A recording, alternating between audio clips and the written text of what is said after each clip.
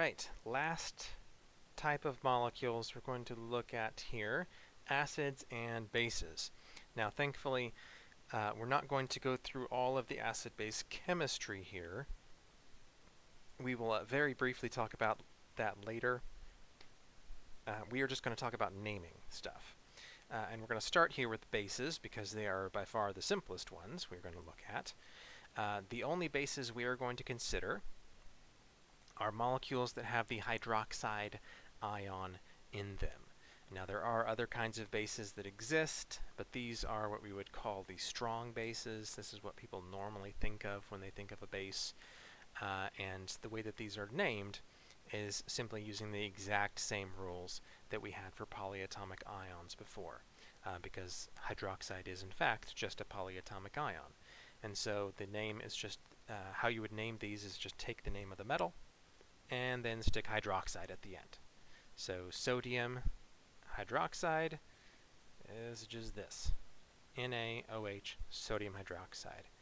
This would be calcium hydroxide, which is also a strong base. And then we have aluminum hydroxide as well. And aluminum hydroxide would look like this. Because hydroxide has a -1 charge, aluminum must be +3, and so we would have 3 of these hydroxides to balance out the charge of the aluminum. So bases, pretty straightforward, just whatever the metal is, hydroxide, and that's it. The acids are a little more complicated.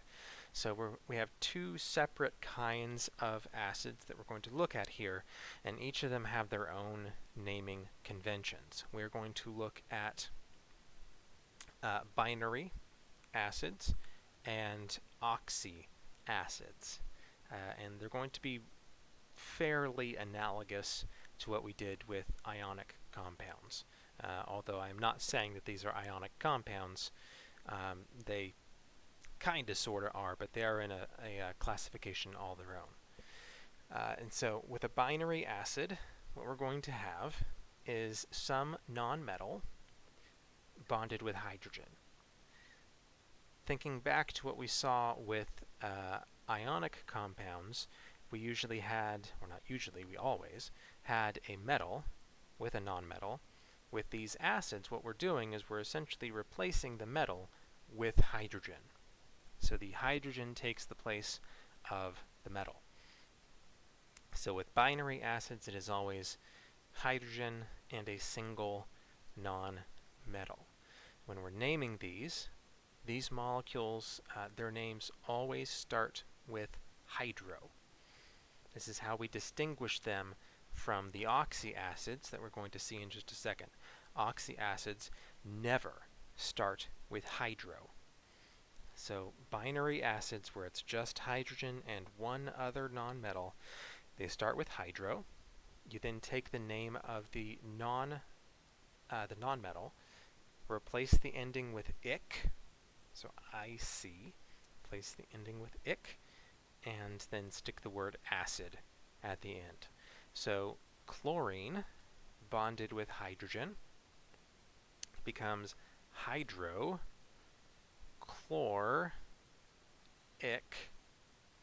acid, or hydrochloric acid, as it's normally said.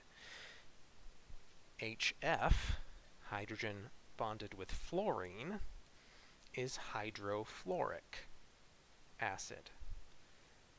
So again, the hydro is only used for this single, for this one purpose where we have just hydrogen and a single nonmetal.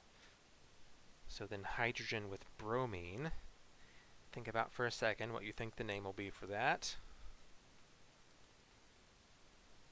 Hydrobromic acid is that acid. And then the last one there, hydroiodic, that is HI, hydrogen and iodine, hydroiodic acid.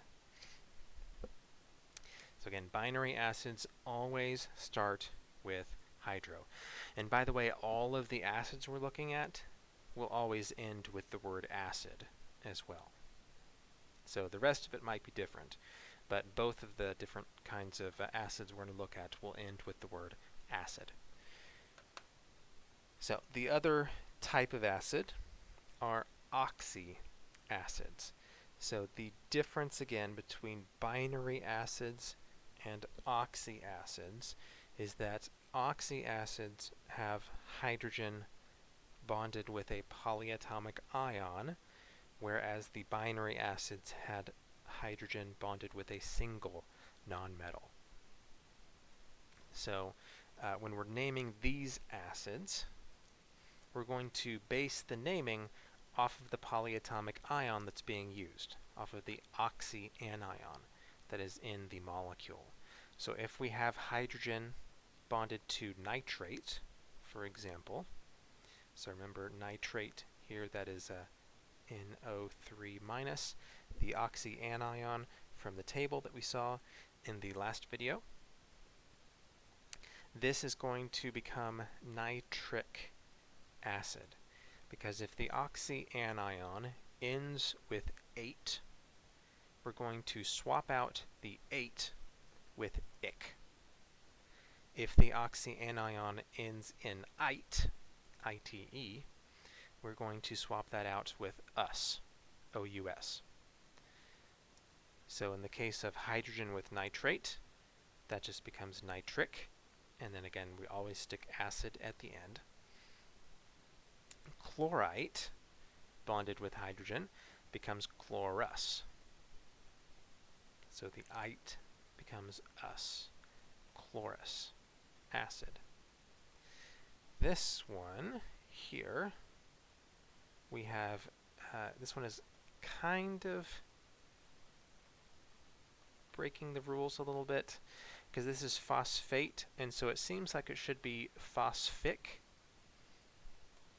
But I believe, I'm not entirely sure why they decided to change it from the base naming rules here, because this is actually called phosphoric acid. So phosphate becomes phosphoric. So they add in the little or there instead of just putting in the ic. Now if on an exam you were to put phosphic acid, those types of questions I always manually check, and so I would still count that as being correct because you were following the rules when you did that. Just know that technically speaking, the correct name is phosphoric acid. So these molecules will never start their name with hydro.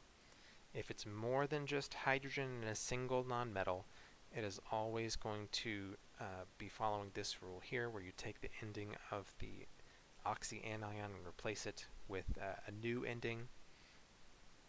The only ones that get hydro are these binary acids. All right. So right here at the end of this chapter, I have this little flowchart, which I think is decently helpful when you're trying to name different molecules. Often the part that gets students messed up is the very beginning. Just figuring out what kind of molecule do I have in the first place. So remember, the thing to be watching for is listed up here at the top. If you have a metal and a nonmetal, then you have ionic compounds, and you're going to follow the flowchart for this.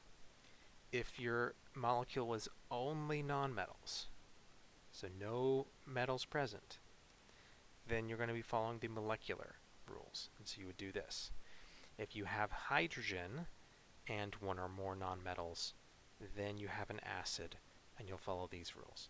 So if you can figure out which broad category your molecule falls into, it's usually easier to then work out the name from that point. It's just often students will take things like a molecular compound and they will try to name it using ionic rules instead. So make sure that you have your molecule in the right category, and it should, hopefully, work itself out from there if you follow the flowchart here.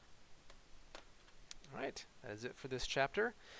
Good luck with the homework, and I will talk to you all in Chapter 6.